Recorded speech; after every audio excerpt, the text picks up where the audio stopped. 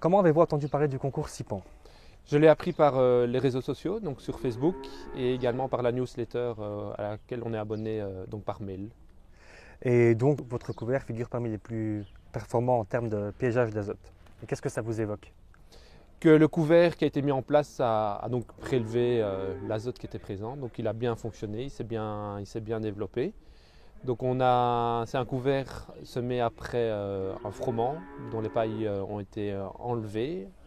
Pour le froment, on avait mis 180 unités d'azote et entre le froment et le couvert, on a remis 38 unités d'azote, ce qui permet un développement rapide du couvert avec de l'azote qui est disponible.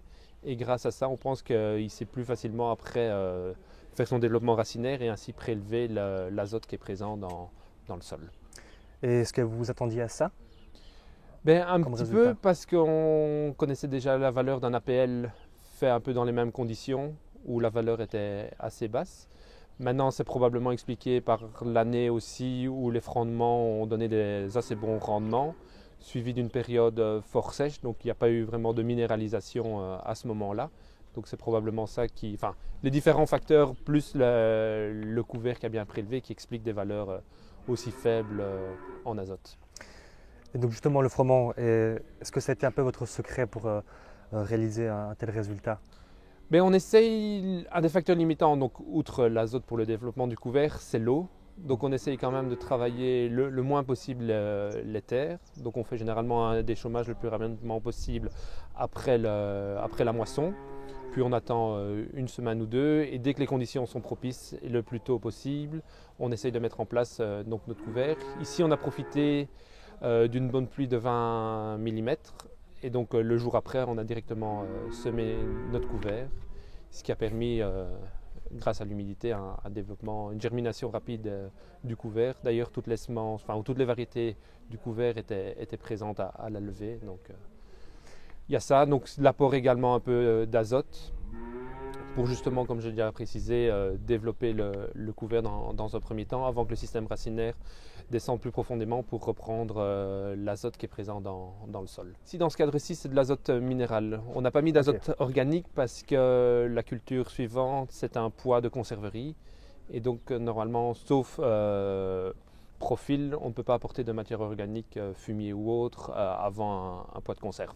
Au final, le problème, c'est que donc, généralement, c'est 90 cm de profil. Pardon. L'azote, il se retrouve plutôt en bas. Donc quand on met en place le couvert, forcément ça a des toutes petites racines. Donc l'azote qui se retrouverait plus bas n'est pas disponible. Et donc ça permet un démarrage plus rapide de la plante, de faire son système racinaire et puis d'aller explorer et d'aller chercher cet azote qui est plus en profondeur. On a déjà vu par expérience où en voyant certains voisins qui ne mettent pas d'azote à ce moment-là, on voit que le couvert est moins beau, ou il vient plus vite en semence aussi parce que la plante est plus vite stressée, comme il fait sec aussi. Et alors on perd l'intérêt. Une plante qui est trop vite en fleurs, forcément arrête plus ou moins son développement, fait de la lignification, donc devient plus ligneux. Et alors au moment de sa dégradation, repompe plus d'azote aussi. Donc, Et quel mélange avez-vous utilisé pour réaliser ce couvert dès lors? le mélange, c'était de l'avoine brésilienne à 9 kg. Il y a de la facélie à 5 kg, du trèfle d'Alexandrie à 3 kg, du Niger à 2 kg et du radis fourragé à 1 kg, auquel j'ai rajouté 2 kg de tournesol. Donc on a un total de 22 kg. Ce qui permet une mise en place assez facile grâce soit avec un petit centrifuge devant l'outil ou avec un centrifuge équipé sur un outil parce qu'on travaille de deux manières différentes. Soit avec un centrifuge frontal suivi d'un décompacteur, soit d'un outil à disque où la trémie est présente dessus. Et donc ça nous permet de faire plusieurs hectares avec un seul plein. Donc un débit de chantier qui est quand même assez intéressant pour aller vite vu à cette période-là de l'année pour profiter un maximum des bonnes occasions pour le semer quand il y a eu un petit peu d'eau. Par expérience, on sait qu'on avait déjà utilisé des couverts avec multi-espèces. Et donc généralement ça fonctionne bien puisque ça permet d'avoir toujours, enfin, même si dans un cas on aurait un problème au niveau climatique ou autre, on a toujours bien l'une ou l'autre espèce du couvert qui va lever, d'où l'importance d'avoir plusieurs espèces. En plus de leurs intérêts différents, ici donc, on avait une légumineuse dans le couvert donc, qui permet de ramener de l'azote. On a découvert des espèces niger et tournesol qui sont très gélifs, d'autres moyennement gélifs. Donc ça permet, c'est un couvert qui est polyvalent, donc soit qu'on peut labourer à l'automne, soit qu'il peut passer l'hiver aussi sans aucun problème. En plus d'explorer des strates dans le sol différentes vu le système racinaire qui est différent et également au niveau aérien. Et en plus, s'il vient à fleurir tardivement, mais vu la présence de tournesol, de facilis et autres, on peut quand même renvoyer vers la population une bonne image de l'agriculture.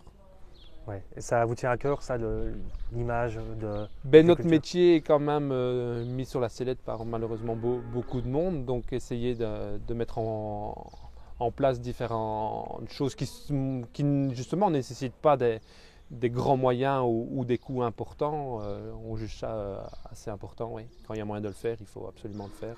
Est-ce que vous mettez d'autres choses en place, outre votre couvert qui est le plus performant, pour limiter la concentration en azote? Avant chaque culture de printemps, on réalise un profil azoté pour pouvoir amener l'azote de manière la plus précise possible. Parce que voilà, un manque d'azote est pénalisant pour la culture, mais un trop d'azote est pénalisant pour le portefeuille.